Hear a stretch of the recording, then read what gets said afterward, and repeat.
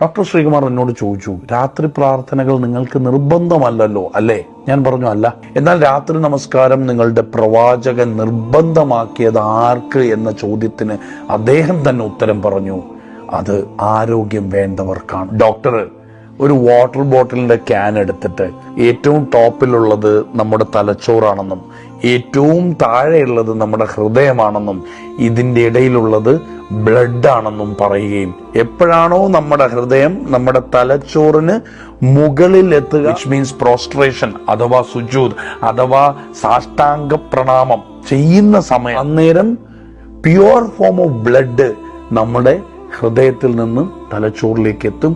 ആ pure fresh blood നമ്മുടെ ബ്രെയിനിൽ ഒരുപാട് ന്യൂറോ കെമിക്കൽസും ഹോർമോൺസും പ്രൊഡ്യൂസ് ചെയ്യും. ആ ന്യൂറോ കെമിക്കൽസും ഹോർമോൺസും കാരണം അന്ന് മുഴുവൻ ഇമ്മ്യൂണായ ഒരു അവസ്ഥയിൽ നമ്മൾ മാറുമെന്നുള്ളൊരു ബയോളജിക്കൽ ഇമ്പാക്ട് തഹജ്ജുദിനുണ്ട്. വയ്ക്കുന്ന സ്ഥലവും സമയവും ഈക്വലി ഇമ്പോർട്ടൻ്റ് ആണ്.